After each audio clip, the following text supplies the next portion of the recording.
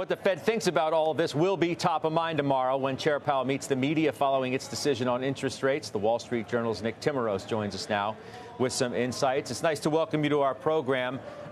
Thanks, Scott. No hurry, but bias to the dovish side. That's what Ed Yardeni just said. Is that square with how you think Jay Powell's thinking? Well, ask me again at this time tomorrow. I mean, Ed's right. This is a meeting where they will do nothing and where Powell has every incentive to say less. So I think the press corps will have its work cut out for itself in the news conference to try to get Powell to say anything, because I'm not sure why you would tie yourself in at this point. You know, the mistakes that the Fed made 4 years ago, yes, they blew the forecast, but it was really about tying yourself to a course of action when you didn't know just how things were going to go. So there's even less incentive now for the Fed to tie their hands in any way here. Interesting. But you do point to what you think could be a lose-lose scenario. Those are your words from your piece in the Journal today. What do you mean?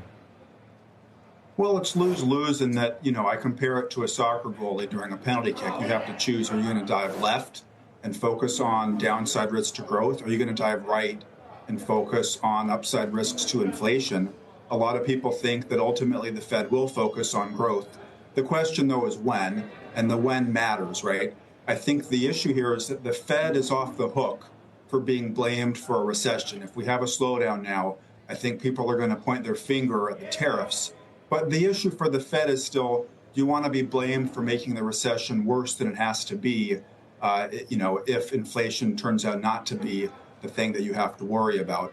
And so that's what I'm focused on here. And I think, the debate that you've heard on the committee, to the extent you've even heard one, and it's really just been Chris Waller making a more dovish argument, that they can look through these tariffs. I think the question is, how broadly shared is that view, that you can just look through all of this as a one-time increase in the price level? Well, I mean, that's an important point you make, not just now, but you made it in the piece, too. The emerging differences, so to speak, in what members of the committee might be thinking, most especially about the timing of doing anything, right? Right. So, Waller makes the dovish argument well, Scott, which is tariffs won't be inflationary and you can get on with cutting as soon as you see the weakness in the labor market.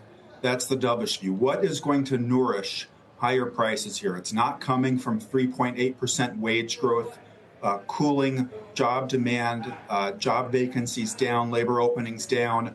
The reopening boom in 2021 wasn't just goods, right? We had imbalances in housing, which you don't see right now. We had imbalances in the labor market that you don't see right now. So it was economy-wide imbalances, and this is concentrated just in goods. What is going to sustain higher prices?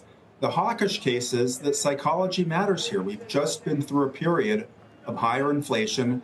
The Fed can't take for granted that inflation expectations are anchored in dry cement. We just went through the experience where businesses now have the experience of passing along higher prices. And so if the economy does okay, maybe you see more of a price response. I think that's the argument you're going to hear from the hawks.